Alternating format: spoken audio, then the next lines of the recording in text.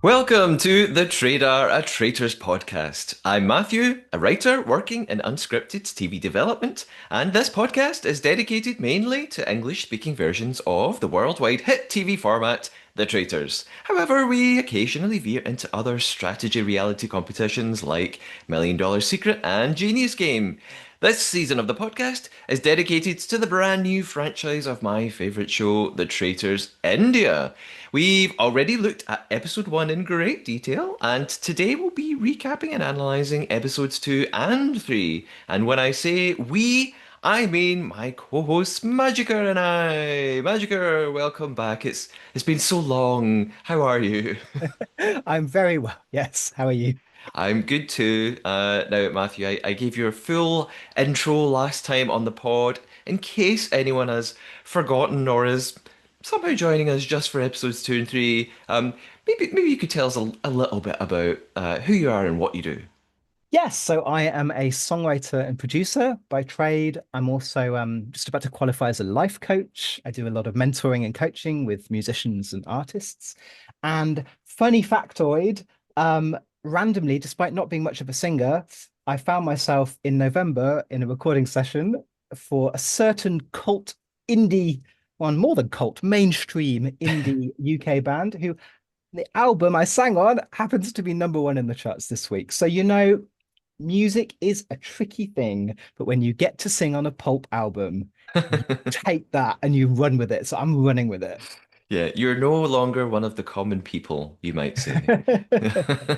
Oh no, I can't. It's too quick. I can't come up with a pulp pun. Come back to me in a couple of hours. I will have workshopped it. Well done. That's very exciting. And I remember you telling me at the time you were recording part in the choir. So very, very exciting. Good news. Thank you. Uh, Now, our episode 1 coverage has been receiving lots of comments over on YouTube. Anyone who's not checked it out, you might want to head there and see what other listeners and viewers are thinking. Because we're covering episodes 2 and 3, we might brush over less significant events today. I'm picking out what I think are the highlights, the important points. And I'm going to revisit a couple of things from episode 1. So, some listeners helped us out by reminding us of things that maybe we were questioning last time. Firstly, uh, someone someone says, this is Dexter Delvin on YouTube. Great to hear you back again talking about the Traitors India. MaJiKer was a great co-host and I loved the language lessons. Please get him back again soon. No offense to David Bloomberg, as I love him too. That was very nice, thank you. And Zach on YouTube, we were very briefly wondering about, has there ever been a Traitors romance? And Zach has set us right. Zach said it didn't happen in the show, but Kevin and Gurleen from Canada season 1 got together outside. And then they went on to compete on the Amazing Race together. And I actually did know that and I'd forgotten. So Zach says he doesn't know if it counts, but it kind of half counts. So uh, that was a nice little factoid there that I had forgotten all about. Um, there's one more thing that a couple of listeners asked about. I'll come back to that at the end of the episode. So, before we get into episode 2, I'm just going to recap that I predicted Lakshmi would be murdered first, and we both predicted, Matthew, you and I, that Ashish would be the first to be banished. So, were we right, or were we just too innocent? Let's find out by diving into episodes 2 and 3 of the Traitors India Series 1.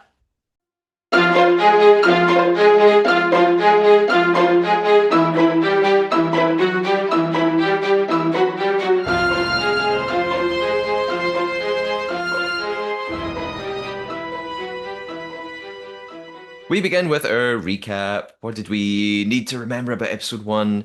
Before the game even began, Nikita was sent home in a shock mini challenge after being chosen by Elnas, and you and I predicted we may see her again. Our traitors were selected. We had Raj, Purav, and Elnas. The players failed to win any money in their first mission, and the traitors gathered at night to choose their first murder victim from either Sexy Sahil, as you coined him, Lakshmi, or Anshula. So we start Can I just today. say, I only call him Sexy Sahil because you were calling Harsh handsome Harsh. You started it. I'm just saying.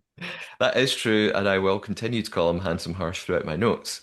Okay. Also, people who regularly watch on YouTube, you might think Matthew looks a little bit different today. First of all, I am wearing my Traitor's cloak again. It was just like I was sort of trying out, but I had my Traitor's hoodie on last time and so on. I'm in a different room from where I normally record, so I'm much further back, which means you can see my hands more. I gesture a lot, so normally though I'm so far forward you can't see that. So today you'll see lots of this going on, and so I'm apologize if that's distracting. I also, Matthew, I didn't tell you this before we recorded. I am taking a risk because I have one of my cats in the room with me. Oh. Usually, cats in the room while recording is a big no-no, Mhm. but she looks so comfortable and peaceful on some new cushions that I just sort of had to leave her there. So we may be interrupted by a black traitorous cat at some point in A, this episode. a podcat, please. The podcat, of course. How did I not think of that? Well done. You should work in TV. I Uh, should. so we start off at breakfast. Sufi and Mahip are the first to arrive. By the way, as well as the palace looking amazing, the breakfast also looks delicious. Beautiful banquet laid out for them. I expect nothing less after seeing the grandeur of this place. Sufi and Mahit theorize about who might be murdered, and they speculate that it will be a strong player. Sufi suggesting it'll be Anshula, which sort of horrifies Mahit, of course. They're related. That's a really big part of what ends up happening in the next couple of episodes. They also immediately talk about Raj as a possible traitor suspect on people's minds. And Ashish again, he was the big name last time. They briefly mentioned Jenna as a suspect too. More players arrive. They also discuss Janvi being high on the suspect list, especially if she comes back alive, which she does a few moments later, alongside Purav, an actual traitor, and he seems to be going under the radar, which is for most of these two episodes a sort of recurring theme. And I guess I'm jumping way ahead, but I mean, would you agree that the traitors are doing a pretty good job so far, Matthew? Well, it's very difficult, isn't it? Because we are watching an edited version. Hmm. So, what I did feel in these two episodes is that there's a lot of names going around, Yeah, a lot. yeah. And it would be unusual that there wasn't Purav and Elnaz also in the mix. But of Hmm. course, they've got to edit it. You hold that back, don't you? You hold that back until something might, if they end up getting suspected a little bit later on. Yeah, that's a really good point, and it's something that Traitors fans talk about a lot and get frustrated, saying, "How did they not notice this? Why is no one mentioning this person?" And like you said, they probably are here and there. We're just not privy to it all the time. They've got an hour to fit in 24 hours of all these different things that happen, and yeah, they want to create a narrative and lead us towards what's probably going to happen at the Circle of Shack. So maybe people are mentioning them, but we just don't see it. More players arrive at breakfast. They also discuss Janvi being high on their suspect list. I've already said this, yeah, especially if she comes back alive. Raj arrives soon too, telling us that us as in the viewers, that he's super excited after committing the first murder. He's having a great time as a traitor. To me, most of the ongoing chat seems to be focused on Ashish and Shula. But then Anshula arrives, so Mahip is very relieved that her niece is back. Ashish then arrives right after too. So this is going to confirm a lot of people's suspicions that Ashish is a traitor. Of course he's back. Of course he didn't get murdered. That means that only Sahil and Lakshmi are remaining. Only one of them can return. And I am devastated to say, no offense, Lakshmi, that Lakshmi arrives. I'm devastated because my prediction was wrong, but also because Sexy Sahil is gone. Uh, some of the players had been saying that maybe he's a bit too quiet. And we do get a flashback to the traitors. Oh, I now know, I've noticed what it's called. They call it the Secret Tower, which Hmm. you said it was the Secret something. So Yeah. Secret Tower, Karan is calling it. We get a flashback to that last night. And well, I don't think we saw much reasoning behind the choice. We sort of just see Elna's resisting quite a bit and saying, "Oh, but Sahel's my friend," but then she gives in. Uh, like that's last time I thought that was why they would keep Sahel. I thought she would convince them. But if other players notice that she'd been close to Sahil, maybe this is good for her because they don't think she would get rid of her friend. We see Sahil receive his letter. He looks truly devastated. He's almost crying before he even opens the letter. Mm. Um, and he obviously he doesn't know yet who the traitors are. He thinks he's been killed for personal reasons. He thinks it must be Rafta or Sufi.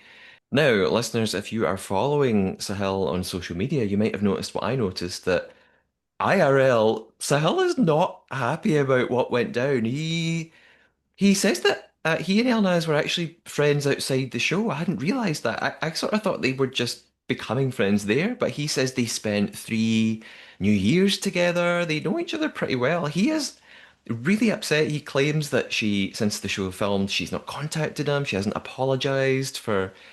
I mean, she was one of three, but she was part of the reason he went so early. So yeah, it seemed. I mean, unless he's doing this all for a bit of Mm. publicity, I don't know, but it seems like he's really bothered by this. So Yeah, it's difficult to know, isn't it? Because you never know on social media how much of it is really genuine and how much of it is like, engagement. Because yeah, there's certainly be a lot of engagement on a post like that when you're calling out another player from a reality show. Um, it's an interesting question, isn't it? Like, do you have to apologize? I think if I really were to be someone's friend, I wouldn't necessarily apologize, but I'd probably reach out and go, "Oh, sorry about that. That happened. Things happen. It's just a game. yeah. Let's meet up soon." So actually, just like radio silence, I do kind of think it's a little bit rude, actually. Yeah. Yeah, I mean, again, it's a game and I wouldn't take it that seriously. But yeah, it would be surprising to not hear from someone you know just to say, "Oh, here's what happened. I'm sorry I had to do it." Yeah. Who knows? Who knows what's going on? So back to breakfast, and Elnaz literally confirms what I had just sort of been thinking about her actually in one of her mivs that maybe other people won't suspect her of killing off her friend. So it could work out for her. Purav's pretty pleased with the chaos the murder decision seems to be causing. Everyone's pretty upset that Sahil is gone. And then Karan arrives. He says, "Rise and shine." And I don't know if I'm getting the word right. He says I think it's Toka. It's Toka time? Yeah, I think it's spelt with a D, but I think it's pronounced with like a really hard D. Okay. Toka, toka. Toka. Yeah. Right. That would help me. Thank you. Because I was trying to look it up and I couldn't find it. But he Mm, says it a lot. I noticed it in the first episode as well. So I'm trying to pick up as many little phrases as I can. well, I might be able to help you with that, Matthew. Just saying.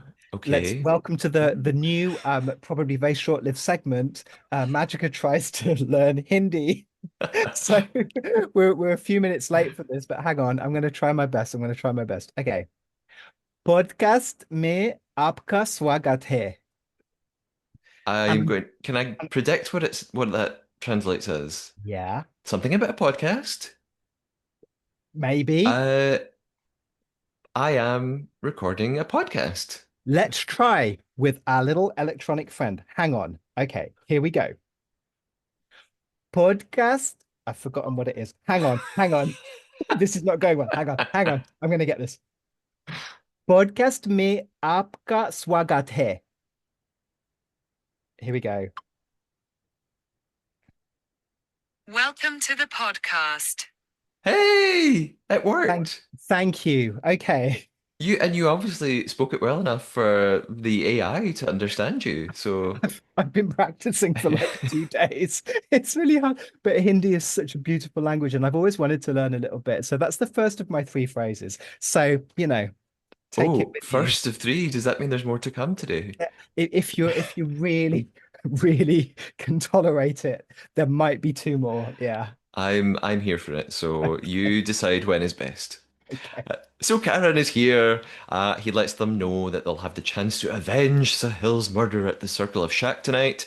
And then comes the removal of the portrait from the wall, delicately at first before chucking it to the ground. He even says, "Oops, sorry," which always, simple things make me laugh. It takes me a long time to get bored of a funny joke. So some sort of post-breakfast discussions around the palace. It's all about the fallout from Sahil's murder. It's really thrown some people's theories upside down. Orphe's even telling us she thought Sahil was a traitor, so that's her completely unsure about who's who and who's what. A few players discuss Elnaz's reaction to the murder, so maybe she's not as safe as I thought. Sudanshu reckons he seemed well, she looked genuinely upset, but Apurva, on the other hand, is not falling for it, and she calls it out as an act.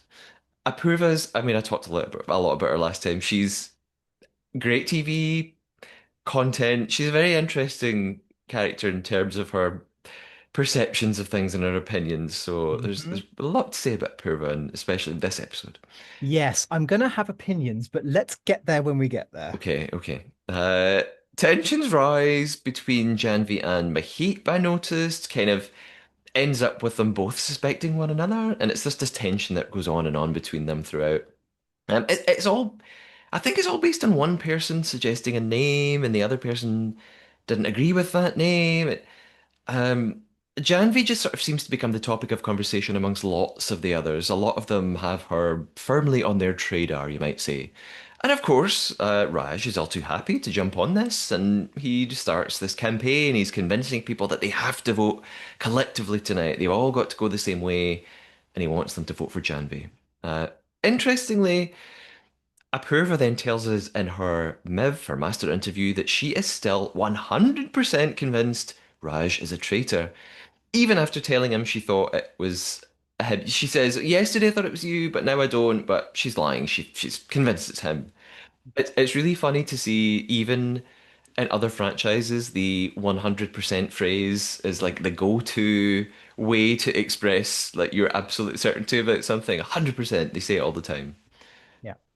I don't know if that's a thing everywhere. Like, I mean, do you Yeah. notice it in other series? Is it just a sort of common go-to? Yes, it is in many versions. And it is a very weird, it's a very weird thing to say if you think about it. Obviously, you're just trying to convince other people, but the only people who know 100% who's faithful, innocent in this case, Hmm. and traitors are the traitors. So Yeah, if you yeah. go around saying 100%, 100%, I know it's like you're saying it because what you mean is I am absolutely convinced at 100% the person is a traitor. Yeah. But I think you have to be like, as we might see later, you have to be very careful going around saying this person is 100% a traitor. How do you know? Yeah, yeah, of course. And it's just people, we'll talk a lot about it. People in this game get so wrapped up and yeah, so convinced rightly or wrongly of things that it takes on a whole new like it's just fascinating to watch. So yeah, that this 100% phrase is really interesting. And amongst everything that's going on, we see Ashish take a nap on the floor. We've got Janvi sitting sort of alone. Nobody else is around her. That seems to be the way she is a lot of the time. I think it's not a great look for either of them. Um, and even if, they say later, well, that's just me, that they're still in a game where people are analyzing everything that everyone else is doing. So maybe they ought to think about how am I being perceived? Like, could this be a bad move for me? Yeah, I did actually worry a little bit about Jambi then. I felt like she wasn't really enjoying the game too much, and Yeah. I could relate. She strikes me as someone who's very sensitive and maybe has a lot of overwhelm. A lot of introverted people might be able to relate to that. Hmm. And so her just being sat on her own, I could just see if I was playing the traitors, which I never would for that reason, I would need so much time just on my own, just processing, calming my nervous system. If you're a sensitive person, it must be so overwhelming. So I didn't really love that when they were coming and saying, "You come on, you've got to get involved. Come on." It's like she's maybe just taking care of herself, mental health break and all of that. Yeah. And I think the more people say, come on, you have to be social, but it actually just has the opposite effect, or it Yeah. probably would. I mean, again, for me as well, I would Mm. just think the more you push me to do this, the more I am going to resist against it. Yeah. So maybe it's best just to leave Janvi to to come around when she wants to. Hmm. After waking up, Ashish then talks to some of the others, including Elnaz, about how he reckons Raj is a traitor because of his sort of over-the-top nature. Apurva tries to convince Janvi to get a bit more involved here, yeah, yeah, and be sociable. And she's just not interested. She says she's not a people pleaser. And you know, there's this sort of conflict or this push and pull because that's absolutely fine to be that way, but also you're playing a game. So if you want to play the game well, maybe you have to act against your instincts. Maybe she sort of doesn't care. Maybe she's like, if I get voted out for this, fine. I've been paid my appearance fee. Mhm. I'm not going to change to last a few more episodes. Who knows? Yeah. We see a little bit of Apurva and her Miv. She gets a lot of Miv time, a lot of confessional time. And she says this interesting thing. She says, I don't even want to run my team as an innocent.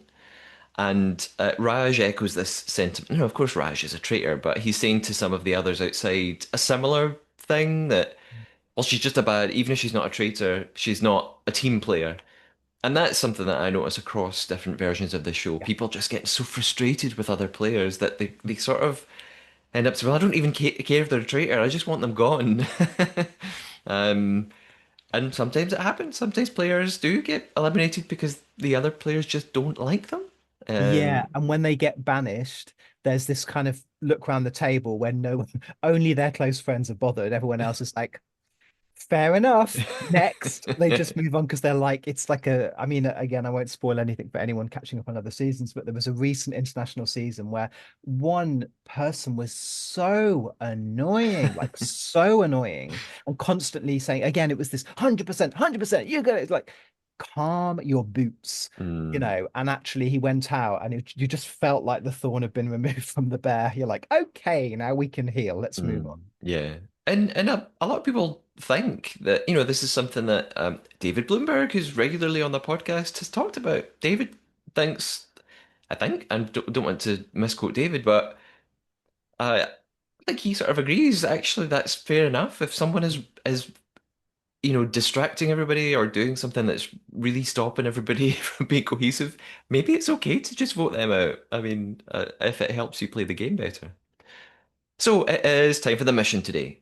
We arrive at a fun fair. I reckon we've seen a lot of fun fair themed challenges in these shows. Karan speaks to them and tells them that there are 15 lakh rupees available today. That is 1.5 million rupees. And I won't do this every time, but yeah, you get curious. And in pounds, in British pounds, that's £13,000. That's quite a lot to play for. The mission is this wheel of truth, again, I've seen this before, not just on the Traitors. I feel like I've seen variations of this on sort of like Big Brother and things like that. Um, Now the players sort of understand why, again, Karan had this strange phrase he used at breakfast. He told them not to eat breakfast, so some of them are going to be upside down. Five players will nominate themselves. They're going to be strapped into this wheel, spun round slowly. I mean, it's all a bit pointless. Like, there's kind of no actual point to being on the wheel. It's just for a bit of like visual excitement and oh, I wish that I don't. I'm glad I'm not doing that. It kind of doesn't really serve like you could play this game without a wheel. You don't actually need a wheel. Uh, Karan will ask the players personality-based questions. The players strapped to the wheel have to individually try to predict or match the answers of the whole group who are standing watching, the group who are not on the wheel. The five who volunteer are Janat, Apurva, Sufi, Elnaz, and Jasmine. I'll run through the questions and just pick out do they match or not. The first question is, who here could turn anyone into a scapegoat? Which I thought was quite an incredibly specific question. I would find that quite hard to judge. The group choose Sufi seemingly quite easily. Even Sufi writes himself, as do most of the others on the wheel. So there's some money banked. Question two, who here seems the most fake? The group chooses Apurva, which uh, I was quite surprised by, I think. I mean, do you have any insight into why she was the answer they all went for? I think it's because she's a social media star. And so I think you can take that question two ways, can't you? You can Mm, say fake in the game, as mm, in, not playing truthfully, Yeah. or you could say fake as in a little bit superficial, or kind of just, I don't know, just chit chat a little bit too much. And so Mm. if because they seem to go for her, I think they probably just thought, yeah, she's really young, and maybe they just thought she's a social media star, a little bit fake. Yeah. And I suppose she's well, not quite, she's very expressive and seems extroverted. Maybe people think, yeah, that sort of, oh, it's just, she's a character. She's used to being on social media, perhaps. Apurva actually guesses correctly that they would choose her, and Sufi is livid that they didn't write him down. He's like, that was the obvious choice, which is really funny. Normally, it's the opposite. People like don't want to be called that, and he's like, why didn't you pick me as fake? Next question is, who among the people on the wheel is definitely an innocent? Um, this is a really interesting question. I I think if I was a traitor, I would be paying attention to, the group feeling here. Because Mm, you don't want to keep obvious innocence in the game too long. mm, They won't get banished. So I thought this was a good chance for the traitors to sort of prick up their ears. The group chooses Janat. Only two of the people on the wheel do. Orphe's pissed off that Sufi just keeps writing himself for every answer. Of course he does. Question four. Who here has not understood the game of traitors yet? And there's a little bit of an argument in the group over either Elnaz or Janna, and actually they end up choosing Elnaz. And of course, she is delighted with this in her interview. It's great if it looks like she doesn't really know what's going on. Because the opposite is true. She's a traitor and she is pulling lots of the strings. mhm. Sufi's the only one to match the answer this time. In the end, they bank 510,000 rupees. I kind of like this mission. Sometimes I can be quite critical of the missions. I jumping away ahead to episode three. I don't think that mission's quite as interesting. I don't really have anything to say about it, but I like the challenges that are less physical. Obviously, there is a physical element here. They're on the wheel, but again, it's quite meaningless. I like the missions that test how everyone sees one another, and it's an opportunity for people's opinions to come up and for the players to sort of size one another up. I don't know Mm. how do you feel about this mission? Yeah, I definitely agree that the the wheel was unnecessary. Although, if I remember from other international versions, so we're probably looking at the Bible, like the rule book, the what's the word, like format Hmm. points, that they sell internationally, so that you Yeah, can steal other people's other international versions ideas, because we've seen this on multiple versions, the wheel, the spinning wheel of truth. um I felt that in another version you actually got some money for staying on the wheel, so the point was, ah, if you kind of, but I guess because everybody did, maybe there was no point them saying, oh well, you need to stay on the wheel to get any money. hmm. Because then that's not an interesting kind of line to follow. Um, I think these questions around who does what does the group think, sometimes they do it in other seasons with the traitors have prepared the answer. This is interesting stuff because then, like you say, it can feed into the game. I think a big criticism of the traitors internationally is that the missions are irrelevant, and I know lots of people who literally skip them. Yeah, Um, that is a real shame, in my opinion. And so bringing them in so that they are absolutely integral to the game is a really good idea. And I hadn't thought of that, like you say, whoever the group is saying is most clearly an innocent, you gotta murder them as a yeah, traitor. You've got to get rid of them unless something changes, because that's giving you information. yeah. You're like, cool, well, we gotta strike. Yeah, absolutely. And it's funny you use the term Bible there, and that is a an industry term. They Mm, call those the written version of the format in yeah, incredible detail, the Bible for a show, yeah. yeah. Uh the mission is done, we're back to the palace, we see some discussions before the Circle of Shack tonight. Janvi's still keeping herself really isolated from the group. It's become quite the talking point amongst everyone now. Mukesh is telling the others that he's tried to get her to come and get involved, but she thinks that other people don't want to talk to her. It just sort of seems to be ballooning out of control. Handsome Harsh tries to clear the air with Janvi, and he's telling her like everything I say is just a joke, and I think it all seems to stem back to episode one when he made this flippant comment about her doing black magic, or I think he asked her, "Oh, do you do black magic?" And she just really didn't like it, and she thought it made her look bad in front of everyone else, and they wouldn't trust her. I don't think anyone else cared, but she's really taken it to heart.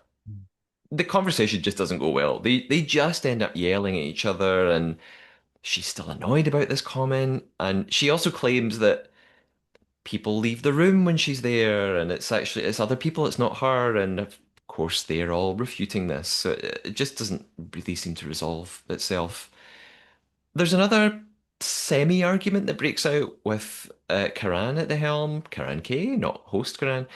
He's insistent that they just vote out Janvi. And again, it's this the same thing we talked about before. His theory is they're probably not going to find a traitor at the Circle of Shack because the traitors are playing so well, which is a funny thing to say this early on. Mm. Not that much has happened yet. And he's basically saying they might as well vote out a bad innocent, someone who's playing the game really poorly and isn't part of the team. So yeah, it's coming up again, this idea. We head into the Circle of Shack right after this, pretty much. I don't think there's much more going on that we really need to talk about. Um, I was already starting to worry about my prediction from last time. We thought Ashish was going to be the first to get banished, but actually the attention seems to have shifted away from him mostly. All eyes, well, at this point, I thought all eyes were on Janvi, and actually she was going to end up going. Little did I know. Uh, Raj seems to have. I thought at the start of Circle of Shack that he had escaped some of the suspicion that had been on him in episode one. It seems like he calmed down, or maybe Janvi had just taken all of the focus. Um, Karan, then host Karan arrives to explain the purpose of the Circle of Shack because it's the first real go at it. They've been in this room, but that was just to select the traitors. This is our first elimination. Um, and he reiterates the idea, of the entire game. Eliminate all the traitors, or they'll win the game and they'll steal all the prize for themselves if they make it to the end, or if at least one of them makes it to the end. And he uses, I think it's this catchphrase that we're going to keep saying trust is rare and betrayal is everywhere. It's time for some discussions. Obviously, Sufi begins, and he targets Ashish. He says Ashish was really confident in outgoing when he arrived, but now he's being avoidant. I think that's the word that Sufi uses. And Ashish says, "Yeah, well, after the traitors were selected, I turned into a detective. That's why I've changed. I'm playing the game. I'm trying to figure things out." And I noticed that he said something important here. Well, I think it's important. He says whether it be three, four, five. So that kind of answers a question I had in the previous podcast. So I think and actually it happens again later in the episode. Someone says something about, oh, is it four? Is it five? I'm pretty sure they don't know how Mhm. many there are. Yeah. Um, Yeah, my understanding was that from other versions, and I think that is a format point that they wouldn't change, is that in the rule book that you have in your hotel that you can read, it says there will be between 3 and 5 traitors yeah, selected. yeah. Yeah. So the reason that I was confused is because there was a clip of Raj Mm. last time saying, I can't wait to find out who my other two traitors are, but I think he said that post Yes. finding out. Next at the circle, Uorfi comes in and says, to Ashish's claim that he's just being a detective, that she says, to be a detective, you need to talk to people, and that she doubts him even more now. Uh, Ashish's, his explanations and his defenses just don't seem to work. Everyone seems to think he's just becoming more and more suspicious the more he says. And he does kind of say he's damned if he does, damned if he doesn't. Mm. Um, I think what he means is, well, if I speak to too many people, that's suspicious. If I stay Mm. quiet, I'm suspicious. So I think he's like, well, what do you want me to do? Mm. Sufi now addresses Raj and says, Sufi's on a roll. He's, he's too confident. Sort of said that to Ashish as well, I suppose. Well, he says Ashish was confident at the beginning. But he's saying, Raj, you're very confident. You just don't seem worried. You never seem worried that you'll be murdered. And Raj just sort of shrugs it off and says, well, I just want to get to know everyone. I just want to figure things out. Sufi's not buying it. Mm. And Sufi keeps going. He turns to Janvi. He's just leading the table on everyone. And he basically says Janvi's pointing at too many fingers and naming people left, right, and center, which is hilariously ironic because that is literally what Sufi's doing right now. It's just going person to person. Although I have to say, that argument of you don't seem afraid of being murdered is probably the most convincing argument of that you could have for a traitor. If someone Mm. is walking around and they're not, and we've had that in other seasons, someone goes, oh, I hope I'm not banished. It's like, so you're sure you're not going to be murdered, right? Yeah, yeah, Because you're a traitor. You've just revealed that to us. Um, and so actually, and well, we know Raj is a traitor. That's actually a really good spot. You're walking around and you're not afraid of being murdered. yeah, Mm, that's what ultimately gets him. yeah. And similarly, sometimes you hear players talking about how they slept the night before, and most of them say, Mm, I slept terribly, or I was so worried. And occasionally, like a traitor will sort of not have that conversation, or actually, I've noticed sometimes innocents or faithful saying they had a great sleep, and other players like, what? mm, What do you mean you weren't up all night worried? Uh, so, yes, that's a very good point, and you're right. Raj, I think that is the problem. He has been too confident. yeah. Raftar addresses the point with Janvi that she's essentially creating conflict. Yeah, she's not working as part of the team that we've talked about. So a lot of people are going to want to vote out just for that. And Janvi tries to deflect a little bit. She suggests maybe Jasmine or Mahip is a traitor. I mean, Mahip is her number one. She is convinced that Mahip is a traitor. That carries on throughout both episodes. Actually, I don't really. I mean, we'll get to it maybe at the end. I'll just throw it out there now. I'm not totally sure why most people have Mahip as their number one. Like I Mm. don't actually know what she's done that has made people so suspicious. I Mm, don't actually know. no, they haven't done a very good job of communicating that to us, really, as viewers. Yeah. She does have this incredible poise about her, a little Mm. like Raj, like she's the queen of the castle. And you Hmm. kind of think, yeah, like nothing can ruffle her feathers. That's probably just her personality, but that Mm. can come across as like, I'm not afraid of being murdered. Yeah. So Yeah. it might be that. Yeah. That makes sense. And I suppose there is this comment she makes to Anshula that will come to. Maybe that's part Mm, of it too. So Lakshmi brings things back to Ashish. She's not convinced by him. Tensions rise, the volume's rising. Raftar reckons some people aren't saying enough at the table, and he suggests they go round everyone and ask them, each person, name your top three suspects. And then Apurva comes in, and there's just a big shift at this point. She comes in and vehemently defends Ashish. She gets really mad that no one is letting her speak. It gets really passionate. She's basically saying, look, Ashish is an actor. He would never play the role of a traitor like this. And she even says, what traitor takes naps? And I thought, well, I guess so. Like, I mean, earlier I said I don't think he's doing himself a favor, but yeah, he probably wouldn't do that if he was a traitor. He probably is he's just a man of a certain age. He's mm, just being himself. In fact, Apurva says that a good traitor would be doing the opposite of what Ashish is doing. A good traitor would constantly try to befriend everybody and keep abreast of everything that's going on. And of course, that fits one person perfectly, and that is Raj. She brings up his train, the comment that he made on the train that I had noticed in episode one, that he's got a hit list, which I thought was an unwise thing to say. She says that she keeps saying that she keeps doing this thing. She says, I don't know, she's convinced she's going to get murdered. And she's saying, when I get murdered, you all know where to look. It's going to be Raj. Which I think that's quite a dangerous thing to do.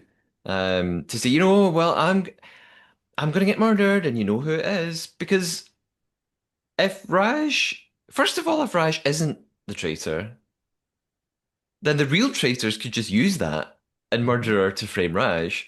Or if Raj is the traitor, now that she's said that, he probably won't murder her because of that. So I just don't know if you should throw that out there. Mm. And she just keeps going. She's begging them not to vote for Janvi and is insisting that Raj is the traitor. It's extreme confidence, like you spoke about before, when people say they're 100% sure of something. I mean, she is right. We know that, but she could easily be wrong. But she's decided this is it, and she's just going for it. Look, this would be all the more impressive if if this was her one absolute conviction hit in these two episodes, Yeah. and she has 100% record of nailing traitors. That might not play out. Let's see.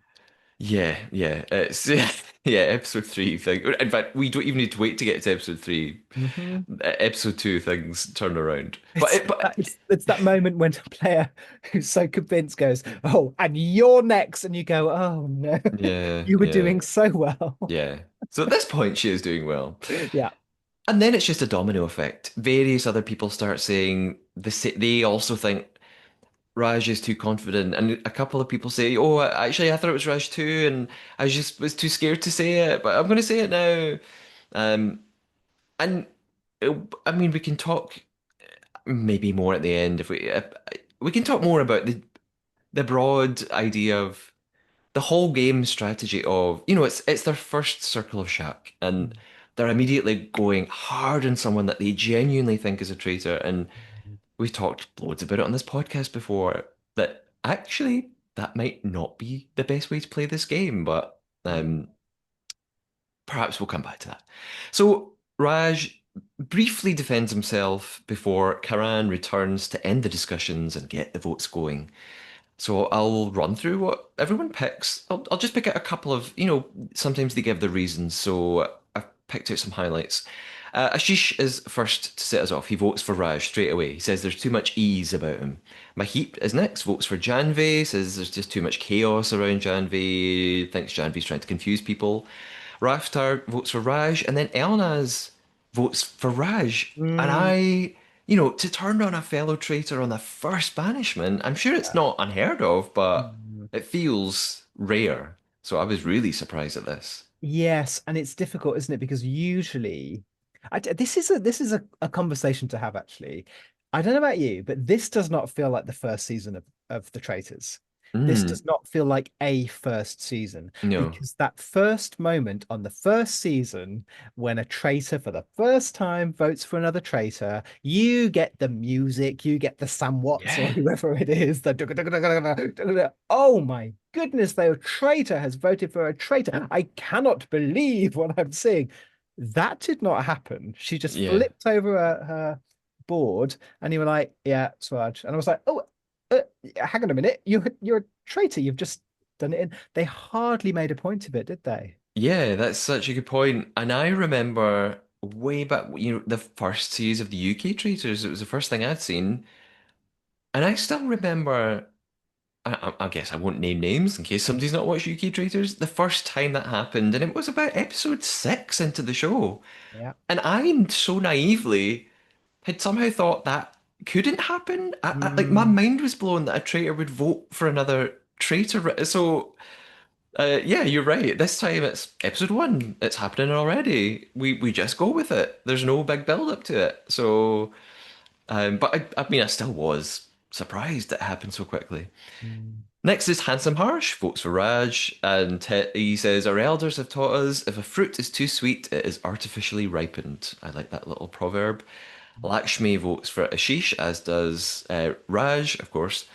Apurva's next. We know what she's going to do. She votes for Raj and says, a friend to all is a friend to none. I think someone used that phrase in the last episode, and says, you can only be fearless if you are the traitor. And what's really funny is I noticed on her board, she wrote Raj's name and underneath it in brackets in tiny writing wrote, I hope so. I missed that. I saw she wrote something. I couldn't see what it It's really funny. was. I sort of paused and zoomed in. Uh, Sudanshu's next, votes for Raj. And then it's Parav, next traitor, also votes for Raj. So I mean, I thought here, right, I'm really surprised, and I thought Raj must be going. If both fellow traitors have Yeah. felt that confident enough to vote for him, it seems like the mood in the room must have been Yes. sort of inevitable that they kind of just had to. Like it would have looked weird if they did. I know it's not unanimous, but it seems like they read the room and read it properly. Yeah. And then it just becomes a landslide. Every person left now. Janvi, Sufi, Karan, Anshula, Jasmine, Urfi, Mikesh, Jeanette, everyone votes for Raj. 15 votes. So Karan, host Karan, tells him your fellow players have ended your game. And I've noticed, I was going to say this before, they don't use the word banishment at all. They just talk about ending your game or sort of Mm. sending you home, but that that phrase isn't used at all. So I guess it's just a choice to sort of use their own terms and Mm. Can I say something that's going to blow your mind? I'm not sure I've ever told you this before. On the French version, they don't use the word murder. oh, okay. No, I'm not. We're not playing the traitor No, no, show. no. This is not a lie. It's an actual truth. They don't use the word murder, and very, very confusingly, they use the word banishment. So the Oh traitors God, right, okay. meet in their secret conclave and they decide who's going to get banni or Mm, banished. And then at the round table, it's éliminé, mm, élimination. okay. It's like, oh, goodness me. I mean, for heaven's sake, it's not like the French don't have a history of, murdering people brutally in public, like at the Bastille. It's like they invented the guillotine. It's like, come on, you can be okay with murdering. Yeah, I mean, do you think is it just a sort of sensitive like, oh, we shouldn't use that word, I, it's a bit hard, a bit strong? I think it might be a kind of lost in translation thing because if Mm, you think about it, murder, there's been a murder. Oh, Midsummer Murders, it's like a murder most foul. It's like it's fun. It's kind of, Agatha Christie and yeah. Miss Marple, cozy crime.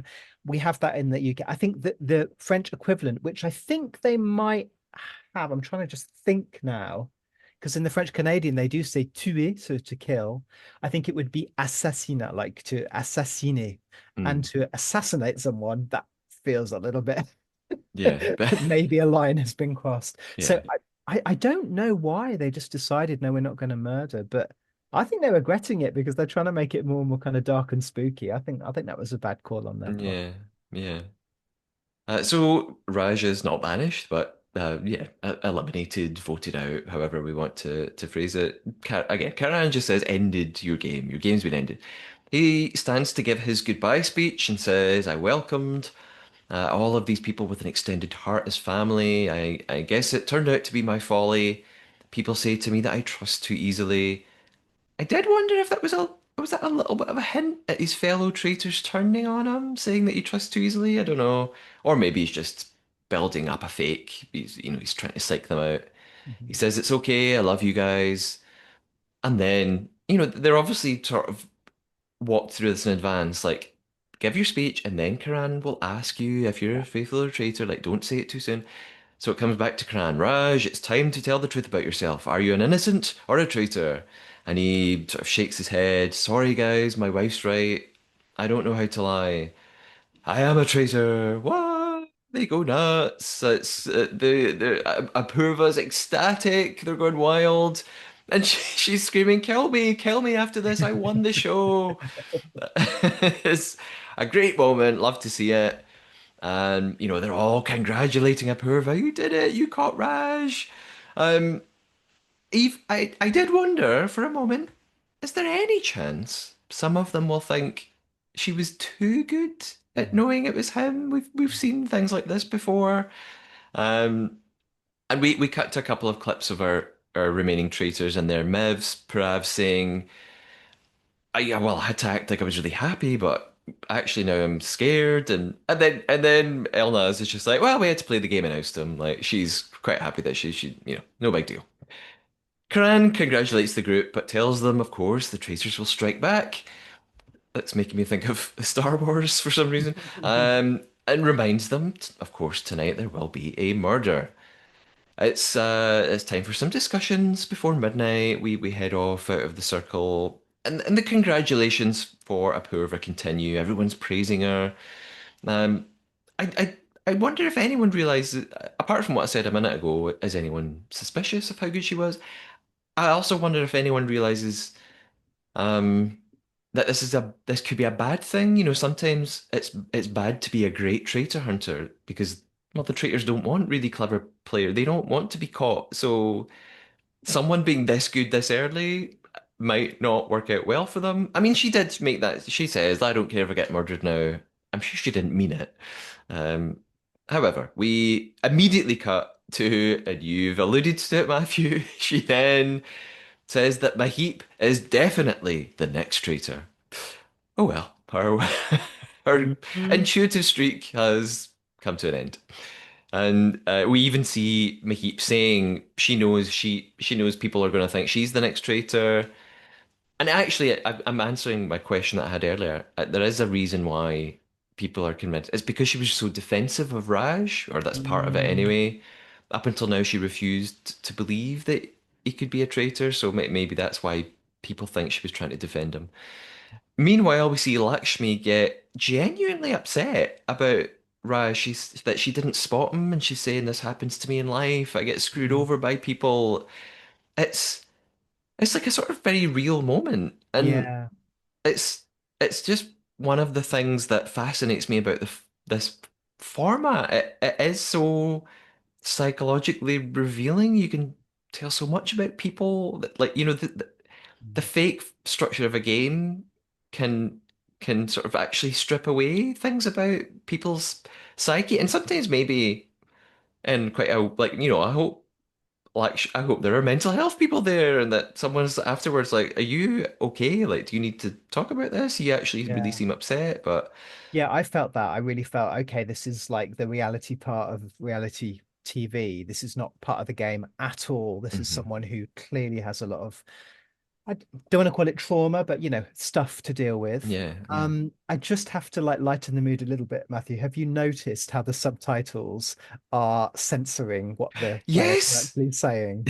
I absolutely love that. So I'm presuming they're doing it because there might be a bleeped out version. Hmm. I know that in particular India, well, many countries, depending when it's shown. In the UK, we have the watershed. You cannot swear before, 9 p.m. or whatever.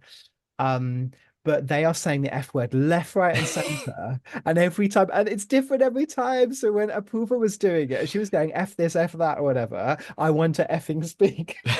And he was going, damn, I want to speak. And they obviously say I've been screwed over as opposed to I've been effed over. Yeah, And I love it. It's so sweet. It's like, oh no, no, no, no, no, no. yeah, Let's not say that word. yeah. It's the one I noticed was they'll say like, "I fucked up," and the subtitle is "I messed up." I messed up So messed exactly. up is another one they like. Hmm. Yes, I noticed that as well. Um, Interestingly, uh, there's I'm almost certain it's Anshula who says it because there's a line that comes from kind of off screen, like you can't see the person that's saying it, but I'm pretty sure it's Anshula because I looked at who was sitting in this small circle.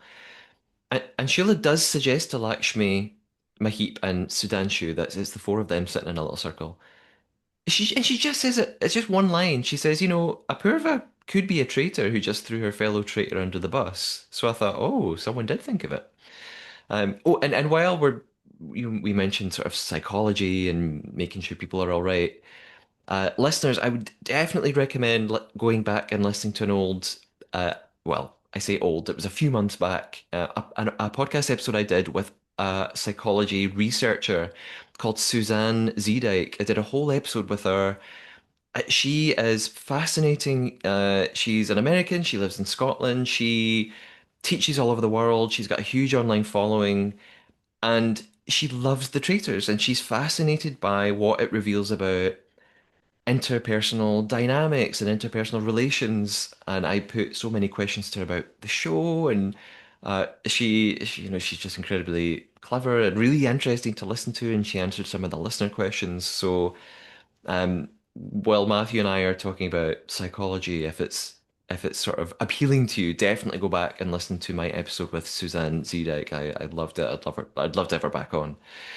So, meanwhile, Sufi still has his eyes on Ashish. This, you know, the banishment hasn't, well, it's not called the banishment. The Circle of Shak has not thrown him away from Ashish, mainly because Raj voted for Ashish.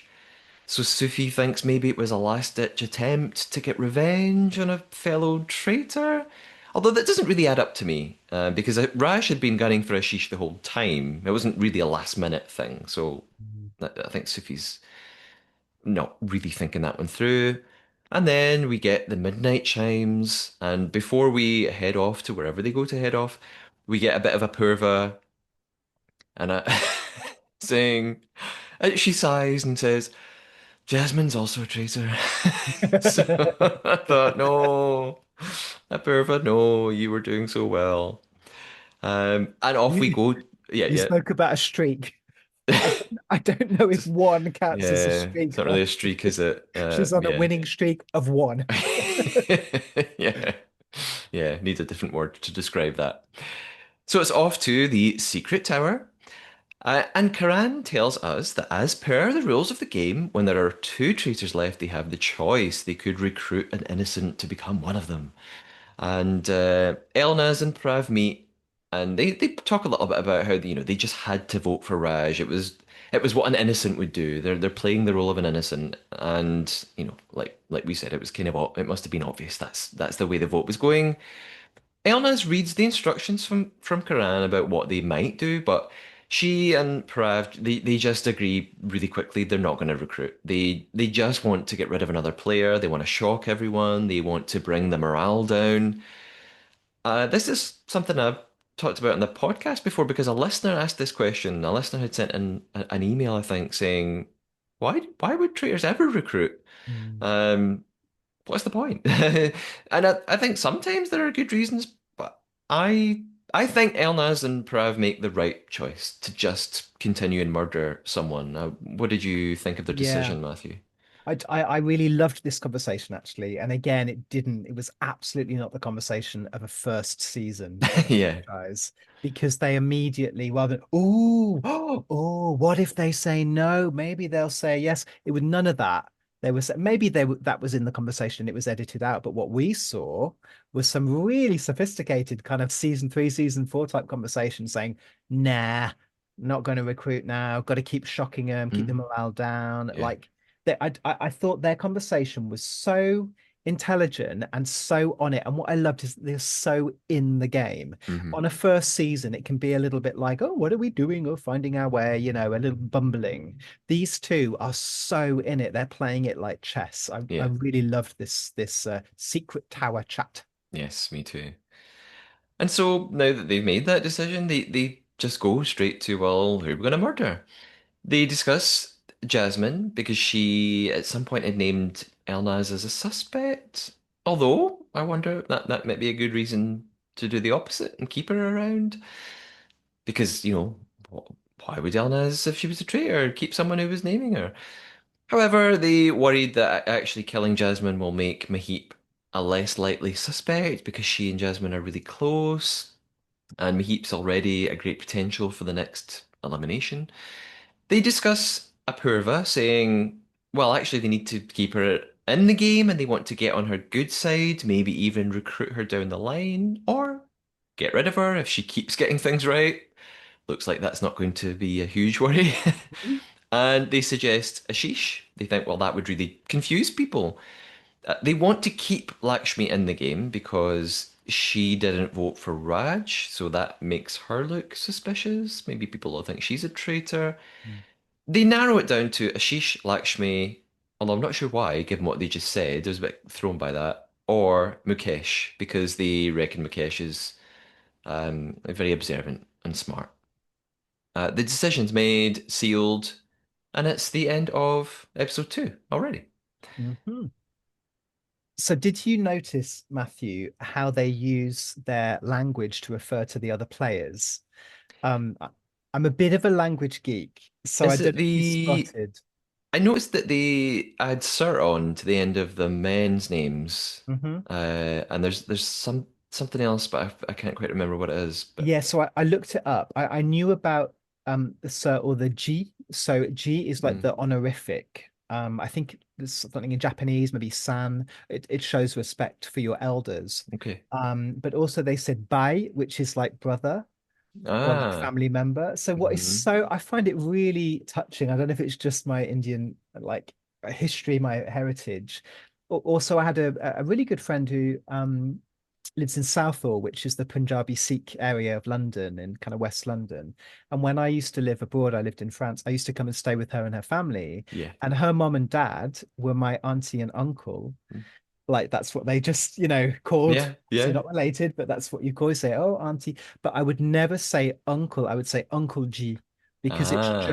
it would be like the first time my friend Indy, she just said, oh, just say Uncle G. Like it's just polite. Like, and I find it really touching and quite moving that when they refer to people, if they're your elders, you say G or you say sir. Mm. Like, and so for example, Elnaz at one point she's talking about Mahib, and no matter what she's saying, Mahib, she goes, da da da, I do not trust Mahib G.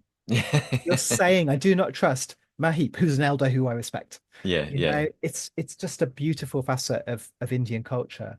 And the Bai is, yeah, brother. And so you might have noticed, because I watched it 3 or 4 times, they say, I think it was Mukesh Bai, someone else Bai, or Ashish Ji, or Mm. Ashish Sir. Hmm. Like it's the Yeah. same, really, sir. And it's just, I don't know, I just love it. It's so beautiful, like brother, or you are my senior and I respect you. Yeah. It's really interesting and really, I feel like we don't in English have like the equivalent of that. We just wouldn't use it. So yeah, I picked up on these sort of suffixes, I guess you might call them. Mm. Yeah, it's interesting. Yeah, yeah. And just before we move on, while we're on in Hindi corner, I'm wondering if we want the second of my attempts at Of speaking course. this beautiful language. It's the Uh, perfect time, the very perfect segue. Yes. right in the middle. Did I enjoy episode 2? Let me tell you this. Let me tell you this. Hang on, hang on. Here we go. मुझे बहुत मजा आया. I better turn my volume up. Hang on, we're gonna get there. We're gonna get there. I had a lot of fun. I had a lot of fun. मुझे बहुत मजा आया. Perfect. You're practically fluent.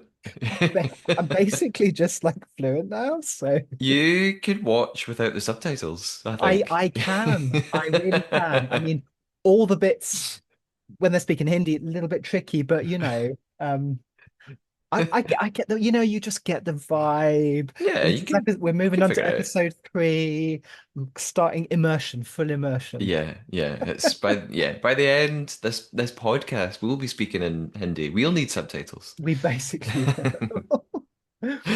So yes, it is. We're halfway. Episode 3. We're gonna dive right in. We start at We don't really need a recap because we've just been talking about episode 2. We start at breakfast, and Karan and Mukesh arrive first, which is interesting because Mukesh was one of the names on the sort of kill list, so we know already he's safe. Mahip and Shula arrive next, and there's this interesting moment because even in Anshula's Miv, she says she suspects Mahip. And they're literal family, so I'm surprised that she's doubting her. The players speculate that neither Apurva, Ashish, or Janvi will be murdered. It would just sort of be either too obvious or too foolish. And sure enough, Ashish and Janvi arrive next to the door. So I sort of thought we kind of already know what's going to happen now. Like, Lakshmi must be gone then. They don't really leave us in suspense. As viewers, the players don't know what's going on. So I sort of wondered if maybe they've just focused on the suspense of the players rather than the viewers for this breakfast. Like because they just all assume Apurva's going. So like that's the more exciting thing is Yeah. to see, Apurva is the last to walk in and they all can't believe it. Mm. And so I don't know if you had Yeah. any thoughts on that or I noticed that. I actually didn't notice that, but it is a slightly more sophisticated way of telling the story, isn't it? Yeah, Like yeah, there's a more interesting story to tell. All the players are saying, is it going to be X or Y? yeah, It doesn't really, I get very tired of the whole, oh, the last two wants to come in or the last, because also it's giving a lot of information to hmm the, the innocents or the faithful. I know they say, oh, well, we shake it up and sometimes the traitors come in. No, yeah. Not most of very the often. time it's the final, I think it's giving away too much information. Yeah. So it was, yeah, like, it was an interesting way of doing the reveal, and yeah, it sort of didn't strike me straight away. It was Mm, as the minutes went on, I thought, hey, wait a minute. We've already figured out who's gone, and the last person hasn't arrived. So, whoever comes in, the players can't believe it. We get a flashback to Secret Tower, and Lakshmi had voted for Ashish, so they think this will strengthen the case against Ashish and make it look like he's the traitor. He got rid of someone who voted for him. We see Lakshmi's exit interview, and even she thinks it was Maheep. So, all eyes still firmly on Maheep as number one suspect. Back at breakfast, Karan arrives. He does, removing the photo, throwing it down. He really lets them smash. Like the glass smashes on the floor, and he leaves them a little clue about the game getting dirtier. So, bit of foreshadowing about the mission there. After breakfast, we have discussions around the palace, and there are still some suspicions around Ashish, but Jasmine is focusing in on Karan because of how defensive of Raj he was right up until the last minute. She starts spreading this theory around some of the other players, although Uorfi thinks it's Jasmine who's the traitor. And Shula now tells Maheep to her face that she thinks she might be a traitor. And it seems to be because of this one comment she made. So Maheep said something to her, which I don't think we saw on camera. Maybe we did and I missed it. But Maheep said something like, as long as I'm in the game, you're safe. mm, And so Anshula thinks that was like her way of saying, you're fine, babes. I'm a traitor. I've got your back. But I mean, that would be quite foolish, surely, of a traitor to say mhm, that. And so Maheep explains it and says, no, I didn't mean I'm a traitor. I mean, the traitors are going to keep me around because everyone suspects me. mhm, And so as long as I'm here as everyone's suspect, it makes sense they'll also keep you because it looks like I'm a traitor keeping my family member around. Um, and we then go to Maheep in our confessional saying like there is just general confusion amongst everyone and minds just change so easily throughout the day here. And as time goes on, it seems like the main suspects are Mukesh, Jasmine, Maheep, and Karan. Maybe still Ashish to a couple of people. So all in all, the real tracers seem to be doing a pretty good job. And again, like you said before, I'm going on what the editors have chosen to show us. mm, Maybe people are talking about Prav and Elnaz, but I don't think so. I don't know. I don't get that impression. There's so much of everybody talking about these other players. mm. Um, just one more thing before we go to the mission. It's so not important. It's just Sufi showing off his Scream Queen bag that's got the words "ARG" written on the bottom. It's just like, and amongst all this tension and all this sort of paranoia, it's just Sufi showing off, here's my Scream Queen bag. So I do like these little moments of comic relief. Yeah. In the mission, then, well, in the cars on the way to the mission, we've got Sudanshu makes what I think is possibly a silly comment that might come back to bite him. Maybe it won't, but he is talking to Handsome Harsh, and Elnaz is in the car too, and Sudanshu says, let's murder her tonight. And she, playing a very good innocent, says, are you guys traitors? Uh, Sudanshu says, oh, he didn't mean murder. He sort of used the wrong word. He meant like eliminate, vote out of the game. And I did wonder, and we move on, we go to the mission, nothing comes of it. I do wonder if Elnaz or Harsh actually might they use that against Sudanshu later on down the line? We've seen it before. Sometimes people say, "Oh, you used the wrong word. You said murder," and I think that was like a Freudian slip. So who I don't know. Don't know if maybe it was just a silly little moment, but if it comes back later on, I'm going to be very proud of myself for spotting it. Yeah, and I must say, I thought Elnas pl played that really, really well. Yeah, yeah. She was great. She did the perfect reaction. She was like, "Hang on, are you?" She it's this is the whole point of this show, and that's why I've watched like nearly 30 seasons. Is in that moment you have to. I mean, she is an actress, but for normal people who are not actors, you have to be an actor, but you have to be an actor playing a role of someone. Mm, What would they say in that moment? yeah, And it has to happen instantaneously. yeah, yeah. Yeah, she nailed that. And that's the key point, I think, is instantaneously. So often on these shows, traitors sometimes get cornered with a question all of a sudden, not even at the round table or a circle of shack. Yeah, Someone will just sort of throw them and ask them something, and you can see them get startled, and they do this thing where they'll go, "What?" And they just are trying to yeah, like buy a bit of time, and they'll ask them to repeat it. But yeah, she's just sort of so easily transitions into, "What you get? I'm an innocent. Oh my, are you guys telling me something?" So yeah, yeah. yeah, really well done. At the mission, then, Karan greets them, tells them that there will be this. I think this is the same as last time, 15 lakh rupees up for grabs, 1.5 million. Yeah. They have to choose two captains, and they choose Ashish and Anshula, and they then do this sort of, you know, PE at school, pick your teams one by one. I think they don't actually know what the mission is here. Like, they don't really know what they're picking yet. And what they have to do is a very physical mission. They have to dig through these big mud piles for giant gold nuggets, apparently. Take them across these floating platforms on water, get to a big set of scales, and it's all, you could fall in the water at any moment, and it's like a big sort of like total wipeout type thing. We've seen this mission before in other versions of the show. They only have 10 minutes, so it's quite a tight turnaround. And the team who collects the most gold nuggets and weighs down the scales will win. And Karan reveals that the winning team will earn a special advantage. So I'm kind of guessing already, if you've seen the show before, it's probably going to be shields or at least one shield.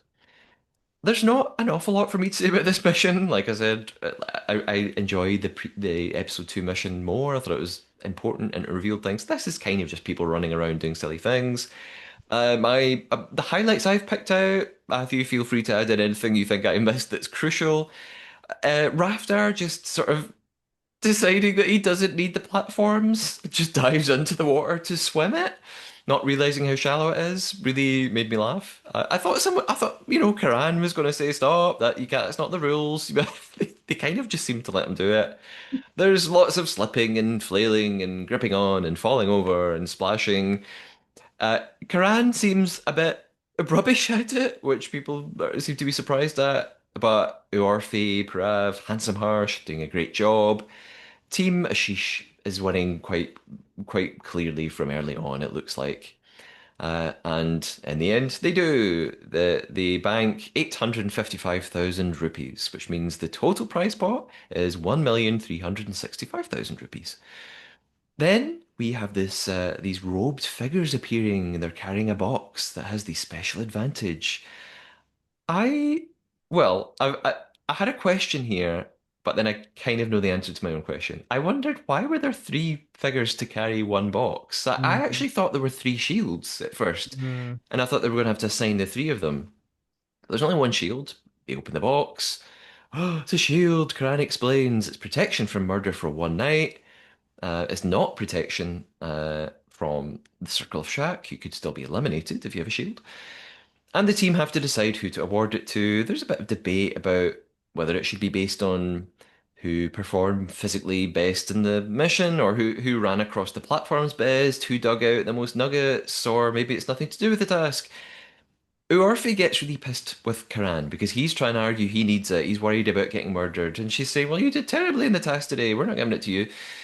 In the end, they choose Harsh. Most of them seem quite happy with that decision. He performed really well. And Parav, in his confessional, says, "Well, it's not really a big deal. It doesn't affect much. It's one person. mm. Elnaz and I are going to continue doing what we want. one person out of the running for murder doesn't really matter that much. Yeah. And I agree with that. I think it's there's still so many people that one person getting a Mm. shield. Obviously if you're the person getting it, that's great, but it's not really going to affect the outcome of the game, is it? No, and I do think this is where I'm really impressed with the editing because these shows are make or break based on the casting and the editing. And the editing here is really smart because you could have not shown that. You could have said, "Oh, Purav is undermining this very special advantage." You just come in and said, "Doesn't make much difference really." But that's the level of gameplay we want for a first season because, Yeah, as I say, it doesn't feel like a first season. It feels like something where they know exactly what it is. yeah. So I like the kind of meta message of him coming on and just saying, yeah, actually, this doesn't affect us too much. Hmm. They're kind of undermining their own, format a little bit, but it makes it more interesting. Rather, he could have come on and go, oh no, we saw that a lot, particularly on the American seasons. Oh no, I really have to. Oh no, I can't believe there's a shield. This could ruin all our plans. It just gets so boring. Yeah, Like, just be real. Just be real. yeah, yeah, I agree. Then I think the mission's over and we're heading back, but no, these robed figures start to leave, but one stays behind. And then suddenly it clicks in my mind. I Yeah. realize what's coming. The slow-mo lifting of the mask off of the face. It's Nikita! She's back! Hooray! We cut to shot of Elna's just sort of her face seems to be saying, "Oh shit." And because of course Elnaz chose Nikita to go home in episode one. Orphe's not happy about this either, which really made me laugh. She's like she's coming. She's not even been in this mission. She's missed like 2 days, and she's coming back in here. I thought she was gone. I can kind of see why Orphe is. I think she's the one you pointed out last time has like 50 million. Maybe it's not her, but she's a big figure in social media. Um, she has opinions. She doesn't hold anything back, so I can sort of understand why she probably good at creating content and making people listen to her. Hmm. I do have a thought here. I did wonder, what is the point of these fake eliminations? Like, other than it shocks the players a bit, and maybe first time viewers, where you're like, oh, they sent someone home. But then when they come back, I sort of think, oh, it's actually kind of a pointless mechanism. Like, it sort of undermines the shock of the person Mm, disappearing. So I would kind of like them to stop doing it now. yeah, I think they need to find another way to do it. I mean, if you think about you work in TV production, if you think about what you've got all the elements in the playbox. You've got various things you can play with. So you've got the people, you've got the format, you've got, kind of twists or whatever.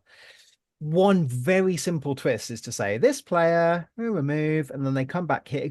It adds a bit of a shock. Again, no spoilers, but the recent UK season, there was a really funny little scene put on the end of one of the episodes where you could see, okay, so people we thought were gone are not gone.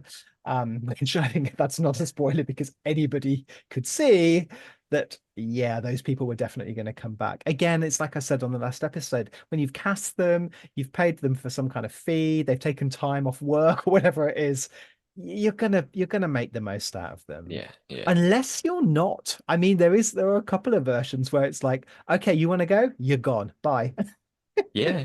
Uh, and maybe it's easier with, and it shouldn't be, but maybe it's easier with people who aren't celebrities to do Yeah. that. I can imagine them not wanting to make create bad blood with a big name Yeah. who's like, I cancelled like another job. I turned down other jobs to come and do this. I could have earned, and Mm. I came to do this instead, and you sent me away after one episode.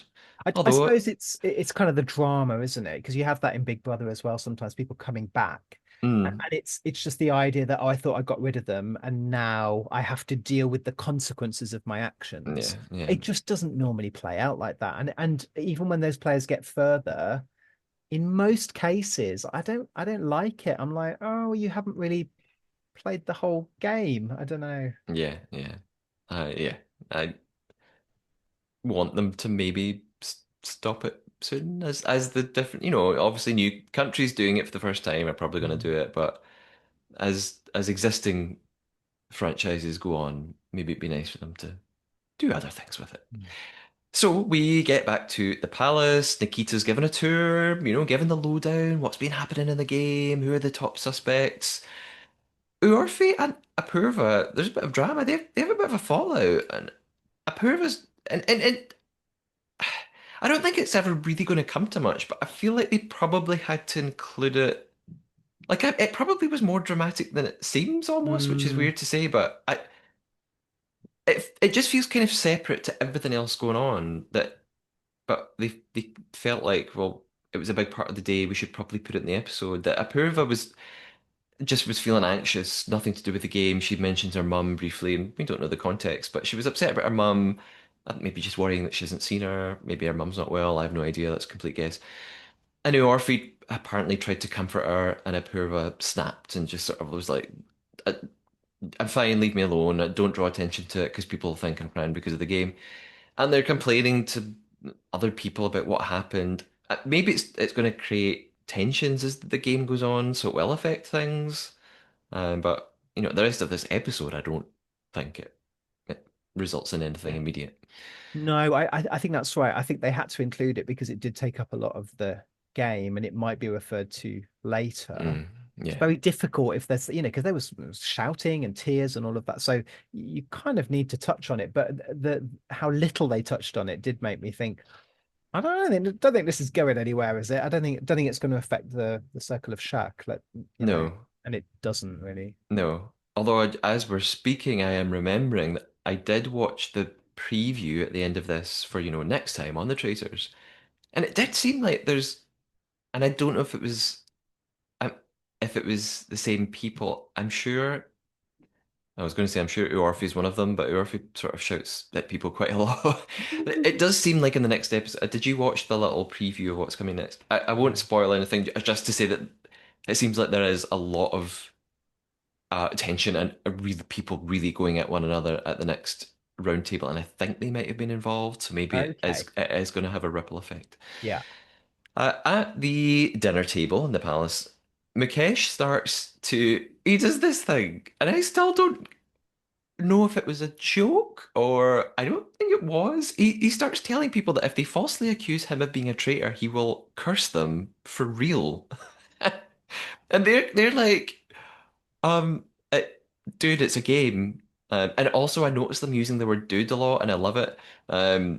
So they're saying like, dude, it's a game. We don't actually think you're a murderer. It's okay. But he's really annoyed. He's like, no, no. If you call me a traitor, I will actually curse you.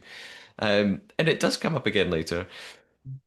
Before the Circle of Shack, the final highlight for me is just that Karan, Jasmine, and Mahip they are quite aware that they are the prime suspects. They seem to be heading into Circle of Shack knowing they're probably going to have to defend themselves.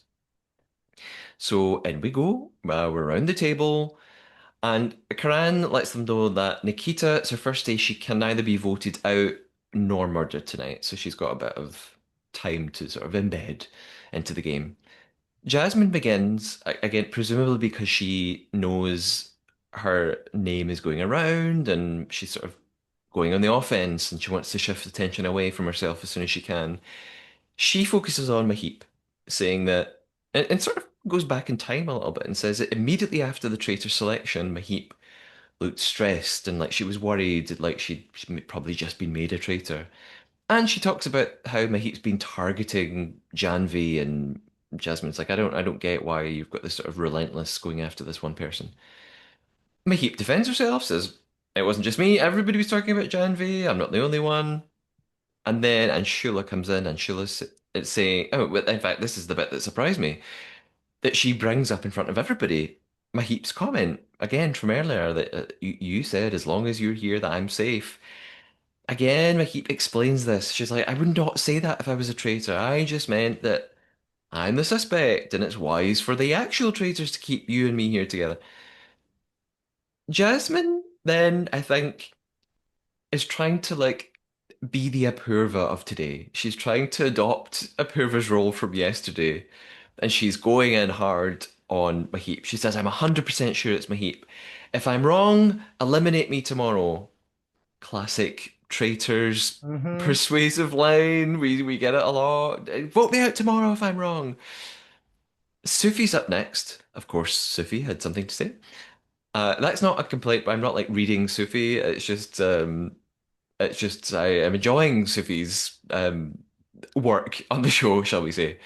He asks Mukesh about this plan to curse anyone that calls him a traitor. And Mukesh is just like, sort of like, be quiet, silly little boy. He's like, you don't know me well enough, and everyone who knows me know. I think what he's saying is I just joke around. He says I change from day to day. I'm my own person. It's not that serious. Shut up, Sufi, basically. And that seems to be the end of it, I think. I don't think Mukesh really is under the spotlight after this. Now, Apurva comes in. She's still riding on that confidence from last time. And she targets Karan, claiming, and she says something that actually I watched it twice and I can't really follow it. She says to Karan, you never said before the Circle of Shat yesterday that you didn't think Raj was a traitor. But I don't quite follow that. Wouldn't it be the opposite? I don't know why she wouldn't say you didn't say that you did think he was a traitor and then you suddenly voted for it. I couldn't quite understand what she was getting at. It was Well, something to do with Raj. yeah, I didn't follow that either, but maybe what would make sense is if she was saying, I felt that you were defending Raj before. That's the Yeah, only thing that would make sense. I yeah, felt that you were something like trying to that. deflect or, something like that. Yeah, yeah. She also says that he doesn't ever name other suspects. She uses this phrase that I notice a lot of them using, and they call it taking a name. She says you Yeah. never take a name, which is an Mm. interesting way of phrasing it, but it just Yeah. must be, it's just that they all seem to say that way. Yeah. Which I really had to get my head around that. It must literally that in their culture, using the word take a name must translate to how we would say it to put a name out Mm, there. yeah, But yeah, it's odd. It's an odd turn of phrase, isn't it? Take a name. yeah, I'm trying to understand what because it doesn't really make sense, does it? Take a yeah. name. I Like, suppose, yeah, it feels like it should be the opposite, is like to sort of put a name out. But yeah. then America, it's this sort of American thing as well, and I don't think they're connected, but often quite Americans will say I'm taking names, as in I'm taking names down, like I'm making a list of Oh, names. So maybe it's take maybe. a name like that, like put a name to paper, like commit to a name sort of thing. That might be it. You never take a name to share. Like you Yeah, never, yeah. yeah, something But like it was odd, yeah. And it really took me a while to understand what was going on. I was like, what? that. Yeah, What are yeah. you talking about taking names? You mean put a name out there? Yeah, Yeah, lost in translation. yeah. Handsome Harsh also questions Karan because of how he asked for the shield in the mission, even though it seemed a bit out of the blue. Everyone else was kind of agreeing that Harsh should get it, and Karan was like, "Oh, well, but I want it. I think I'm going to get murdered." Harsh thinks he was just doing it to appear innocent and pretend like he needed it. And what happens is that I think Karan just crumbles under the pressure. He just can't seem to cope with everybody coming at him like this. I really actually feel bad for him that Hmm. they just sort of aren't letting him speak. And yeah, I just think he doesn't. He's probably not used to this, and he doesn't know how to fend off all of these accusations. Hmm. And Raftar finishes. We're about to go to the vote. Raftar finishes things off by saying, "We have the same friends, and we all know Karan as a daredevil." And I wasn't totally sure what he meant. I think he was either implying you're not being your usual self. Hmm. I think that is probably what he meant. Or he might have been implying, we know you're a bit of a daredevil, so you'd be a really good traitor. Like you've got a mischievous side. I think it was the former. Like you're not being Hmm. your usual self. Something like that. Yes, I think that's what I think that's what he meant that you've gone because he did seem very quiet and yeah, he just didn't. It's interesting, isn't it? Some people, like actual humans, whether they are celebrities or not, just don't take well to this game. Yeah. Yeah. They crumble, they just seem out of their depth, and you just think, oh no, this is not. They don't even seem to be enjoying it that much, Yeah. which is totally understandable. It's absolutely messes with your mind. So, I really get it. But yeah, it was sad to see, wasn't it? Just someone you poke at someone and they just crumble. You're like, okay, hmm this isn't going to end well. Yeah. Again, it's like we said before, it can reveal an awful lot about people, and the way you respond to the game is quite insightful. I guess I kind of going to find out how this feels soon. I was going to say this in between our little break between the two episodes, and I forgot, but mentioned it before on other seasons of the podcast. The Traitors Live, the experience is coming to London really soon. I think starts in it's either July or August. I'm going. I've booked a spot. I'm going in August, and it's not cheap. But they've extended it actually, so it must have. I think it sold out really quickly. So if you're in London over the next 4 or 5 months, might be something that you could get involved in. It seems they've done this already in LA in the States. And Alice, who listens to the podcast, has been part of it, loved it, told me a bit about how it was over there. I imagine it'll be similar. But yeah, you really, I think you're there for a few hours. It's like an escape room, I suppose, but even longer. And you go through the game and you do little missions and you vote people out. And I'm, on one hand, really excited about it. On the other hand, I've played Werewolf a couple of times, but I I will absolutely not be telling anyone that I host a podcast on the Traitors, like, because I think people will be like, oh well, you'll know loads about this. We don't trust you. You might be a traitor, so I will be creating a fake identity for that. But listeners, I'll let you know once I've been. I will let you know how it goes. And tell me this, Matthew, what fake accent are you going to adopt? Well, I can't do a Welsh accent, so Uh, I shan't be adopting that. I mean, I do love an Aussie accent is my favorite, and I've done it on the pod many times because Traitors Australia just like one of my favorite seasons, season one. So I think I might is be. I it? don't know. Aussie, I does think it sound trustworthy? to me personally, I think it is a good idea, huh? Because I heard this accent for 13 years every day of my life living in Paris. Huh? It is so I would go in and say hi, hello, I am Mathieu. Huh? If I didn't already know you, I would have been convinced Oh, that you were. thank you so much. I would have started trying to converse with you in French. Ah, bonjour. And then would have gotten not that far. So it is time for our vote at the Circle of Shack. Here we go. Elnaz begins, and Elnaz, obviously, traitor, votes for Jasmine. Harsh is next, votes for Karan, Apurva, Karan, Sudhanshu, Karan. Purav, our next traitor, also votes for Jasmine.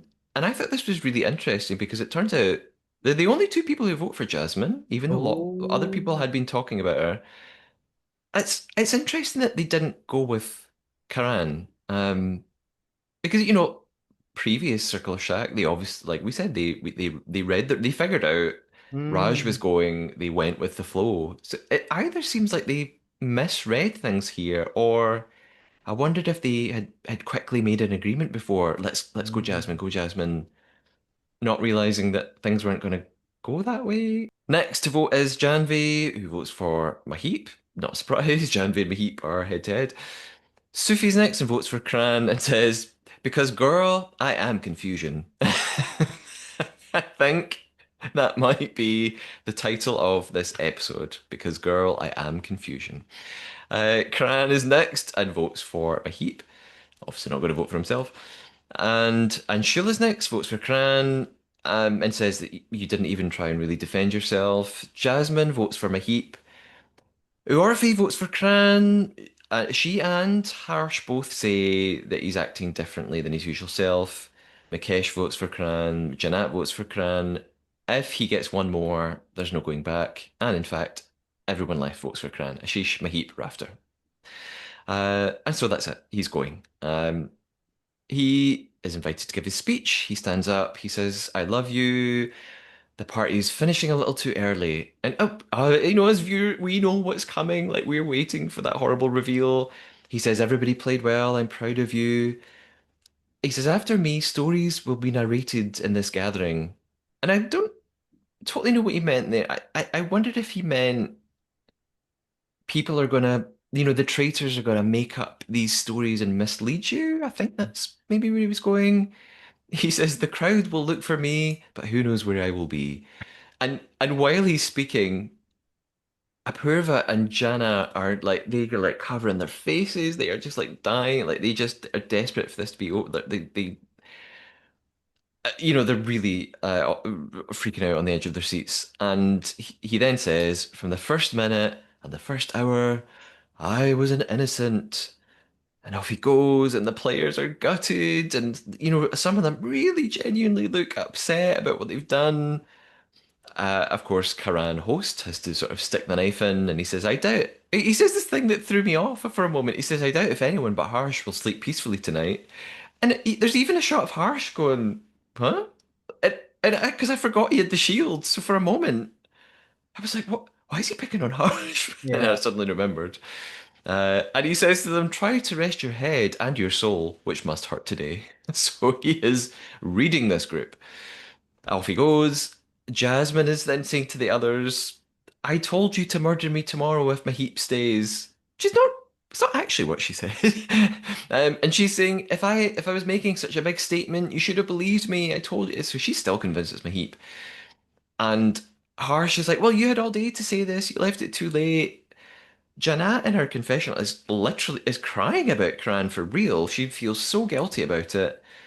And we get a bit of Elnaz saying they're still at the circle, and she says, "You guys have confused everyone."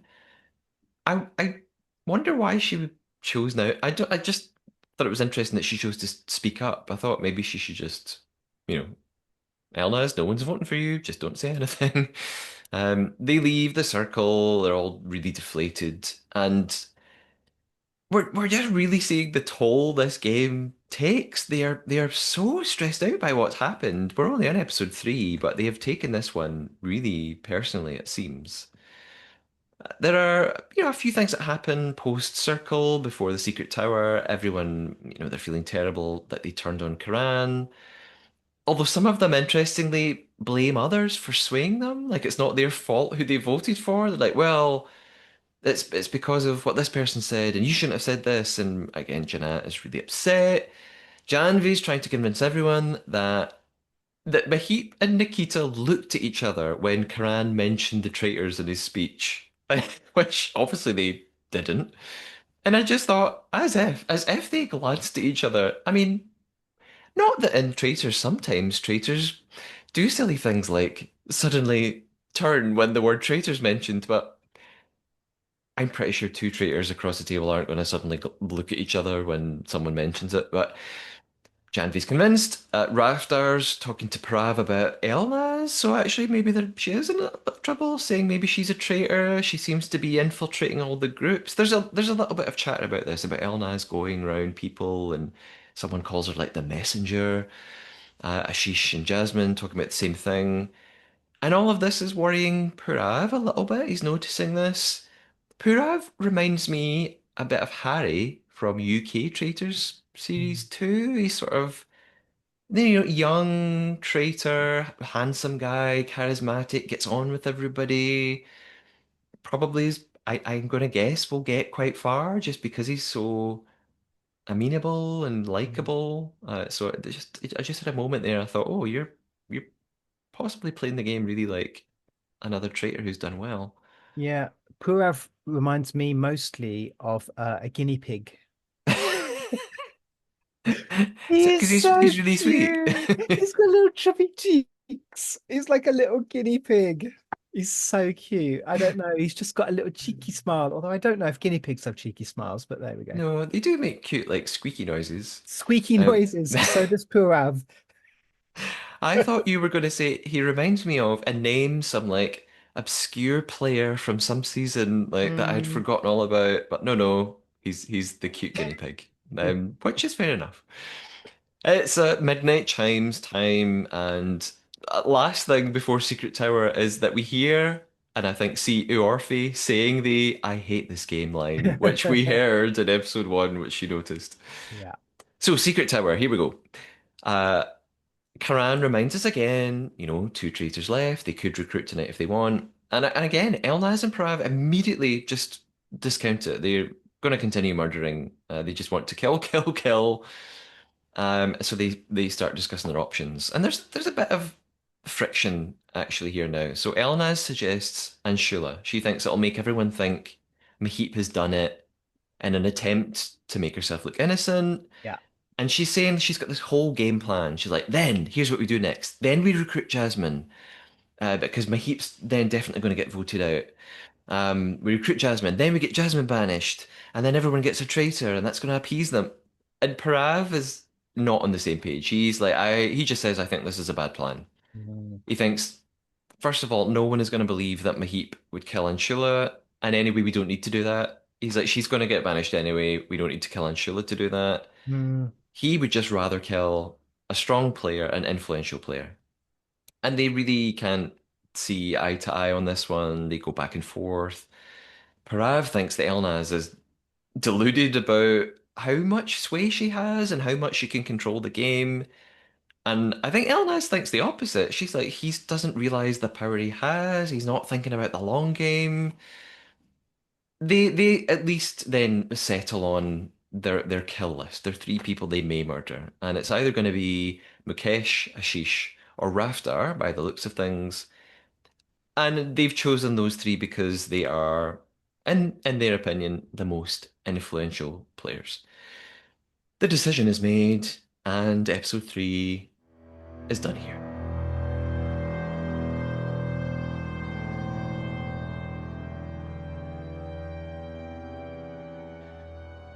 So we got through a lot there, Matthew. Two and three together. Yeah. Uh, let's start with our predictions. Because we were so good at it last time. Yeah. Uh, Murder. What do you think then? So up for murder seems to be Mukesh, Ashish, or Raftar.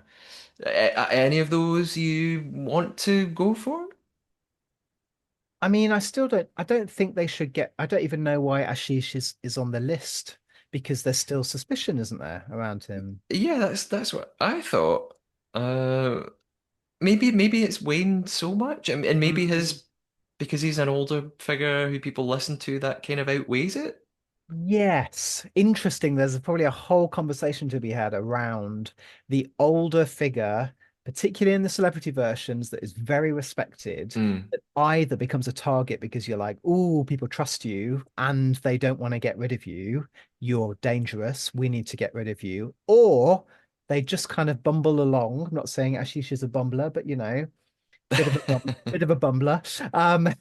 And there, although I need to put G on the end of that, bit of a bumbler G, bit of respect your elders. And then kind of just finds himself in the final randomly, So yeah, the others, to be honest, I think it's just going to be a bit of a left field one. Like, okay, cool. Oh, that person, all right. I don't think either of these are like massive players, are Mm. they? They seem Yeah. mid. They seem mid players. They're not the quietest, and they're certainly not. At least according to the edit, they don't seem to be right at the top of the kind of cast list. Yeah. Yeah, I would have thought of the more influential players being Apurva and maybe Jasmine. Orphe. She's very outspoken, and in this episode, Jasmine tried to be at the table, and uh, maybe Mahip's not influential because everybody thinks she's the truth. So yeah, an interesting choice.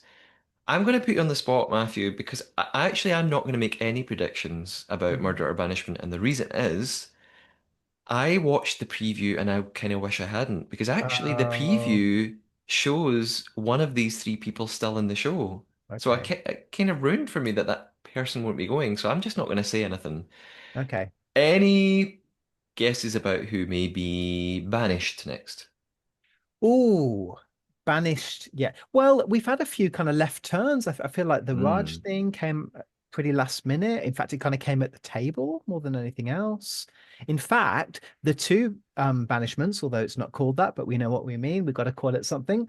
Um, both of them seem to have happened at the table. Mm. So that's just a way of covering my backside and saying, I haven't got a clue.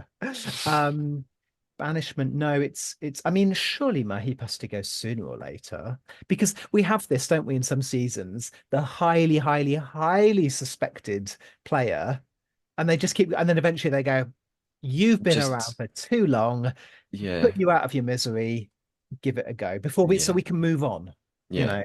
So it's got to be Mahip one of these days.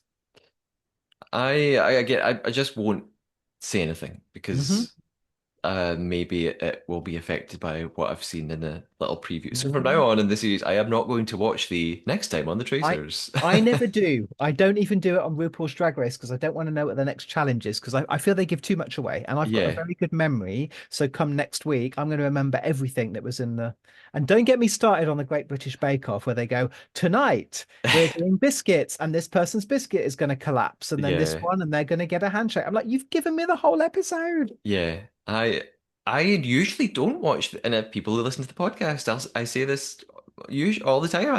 I don't want to watch the preview mostly because I don't need to be convinced to watch the next episode. Like I'm going to watch Mm. it anyway, so I'm quite happy to be surprised. And yes, I agree.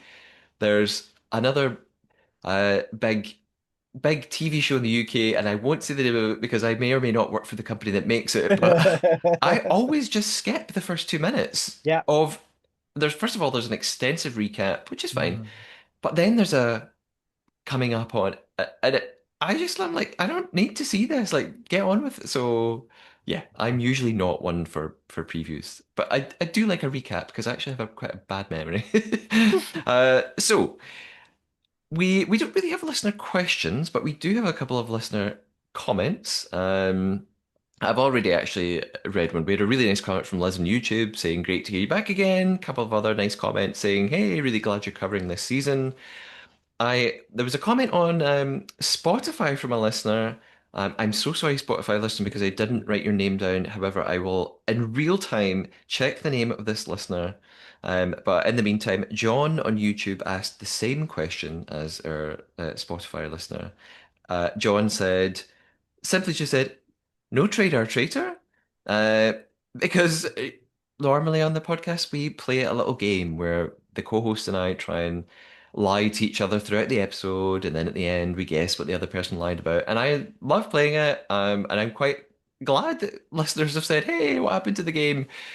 Because we're trying to fit so much into these Traitors India episodes, I just decided for now to maybe leave it to the side so that we don't have gigantic episodes that go on way too long. It will return. I will bring the traitor back.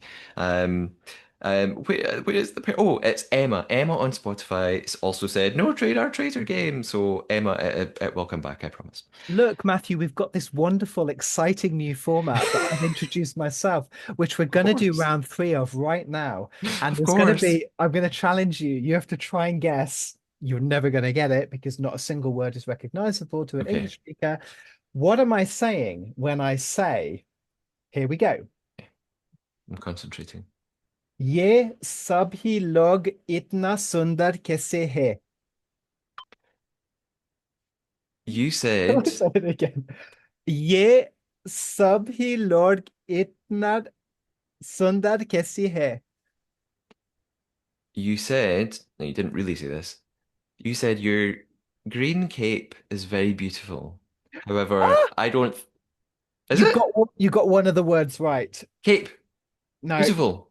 yes, this is what I said according to Google Translate. How are all these people so beautiful?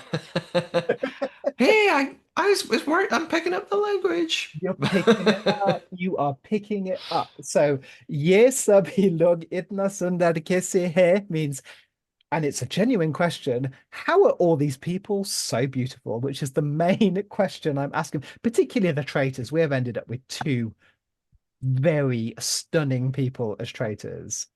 Because they are public figures with lots of money. That's what Yeah. I. And I think as well, I wonder if I mean they're very attractive people, but I think they also have really good makeup artists on this Yes, show. perhaps, yes. You know, you Good think about lighting. Indian TV, Bollywood, obviously, like they got like they've top of their game. Mm. So yeah, Go but Glam Squad. they are also very What beautiful people. what is the word that means beautiful? I don't know. I just learned it.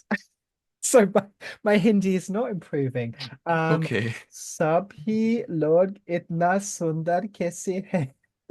We'll narrow it down. Maybe even a listener can tell us in the Yes. comments what beautiful is. Yeah. Uh, I will sort of almost finish. Got a few things left. Just with do you have any final sort of overall thoughts on these episodes? How's the season going? I mean, I guess technically we're almost a third of the way through. Still enjoying it as much after 3 episodes as one? Yeah, absolutely. And I think you can tell they've done a good job because we're enjoying it with such a large cast. Yeah. That means that the casting is superb and the editing is superb.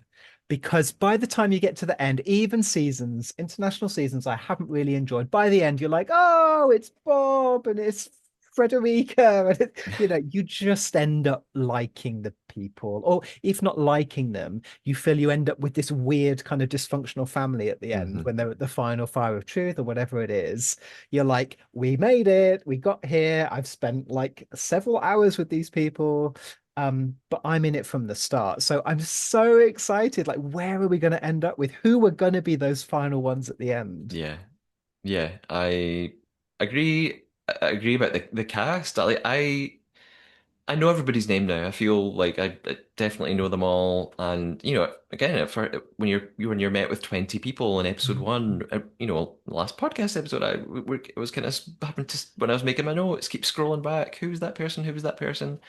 I know everybody now. I'm interested in them, and it feels like by episode three, again, the tension is really heating up. It's really. I mean, this is sort of sadistic, but it's taking its toll, and I'm enjoying watching that. Maybe I shouldn't be, Mm. but I it just makes me think, yes, we are in for a season of explosive moments and lots of drama, and that makes for good TV. I hope they're all okay.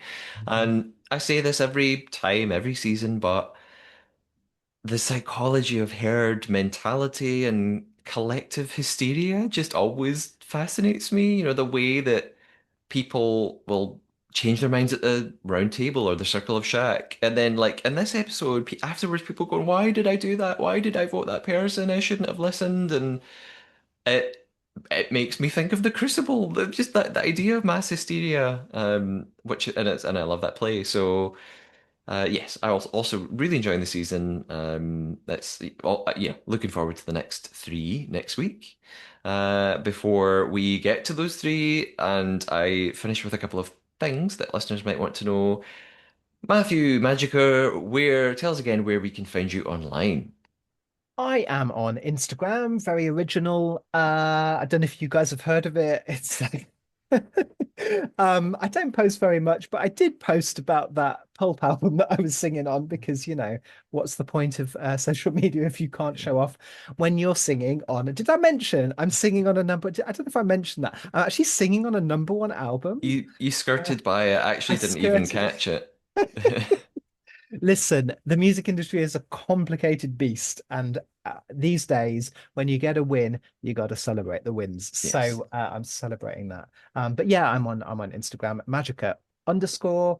Um, yeah, and I'm so curious about where this is going to go. One final thought about the Traitors India is I've been trying to like pair up when they speak for the large part in Hindi Hmm. and when they speak more in English. And I'm trying to understand that. And I think there's a tiny nuance, which is when they're really like kind of gossiping or really criticizing someone, it tends to be more Hindi, like it flows, Hmm. it's a lot faster. Hmm. Well, I mean, they speak very fast English as well. And the English is for maybe some more of the kind of like performative bits or more around the rules of the game. I don't know. I want to keep an Mm. eye on it though, because obviously everyone is absolutely fluent in both languages and it's fascinating. Yeah, I also think it is particular people. I think it changes. Mahip is the person I've noticed Yeah. the most speaking in English a lot. So I Yes. wonder if it's yeah, sort of A, personality, and B, maybe what place you're particularly from and your Yes. habits. So yeah, I think different people are doing it more than others. Yes, and have you noticed some accents as well? Ashish has a really old school, beautiful English accent, like an English Yeah, gentleman from the yeah. 1950s accent, as does Mahip. Like Yeah, yeah. high English. I suspect they've both spent time in the UK. Yeah, yeah. And everyone has great accents, but it's just so interesting the intonation. Oh, I am speaking more like this. I love it. Yeah. I'm loving this season. Yeah. Yes, me too. And so are the viewers by the sounds of it. Really positive comments on YouTube and social media, and people seeming to be enjoying it. And you can join those comments too. So if you want to keep up to date with the podcast and the Traitors and what shows we're covering and see what other people think of Traitors India, you can follow on Instagram, TikTok, and YouTube at the Trader Podcast. Leave comments. You can even leave comments on Spotify as well. Wherever you're listening, it's great if you can subscribe and leave nice reviews, help other people find the podcast. It's nice when people say, "Oh, I've been listening and I've got someone else to listen." You can email me as well at thetradarpodcast@gmail.com, and you can leave a voice note. You could be heard on the podcast by visiting memo.fm/ the Tradar Podcast, and you can let loose, and you can rant, and you can vent, and you can ask questions, and you can raise points, and you can tell us the things that we missed that are very important. And a couple of last things, if you've been listening and enjoying, and you just want to help me keep up with the costs of running the podcast, you could visit the coffee.com page. That's ko-fi.com/Matthew Keeley. All of these links, including MaJiKer's, are in the episode description. Uh, Thank you, Matthew, for joining me. Oh, thank you, listeners, as well, for last time I mentioned there's a survey, an Acast survey about the podcast. A bunch more people have filled that in. Again, I don't actually see the responses to the survey, but I get a weekly email saying this many people have now answered your survey. So if you like voicing your opinions and you like the podcast, the survey link is also in the episode description. So it's helps the podcast if you can do it. I would really appreciate it. The podcast will be back to recap episodes 4, 5, and 6. Not all together, sort of probably one and then two, or two and then one. Probably episode 4. I'm saying probably if things go according to plan. Probably another episode 4 and then 5 and 6 together. But they will be with you within days of the next batch of episodes being released. Matthew, thank you again for being with me. Thank you. And until next time, everybody, keep us on your radar.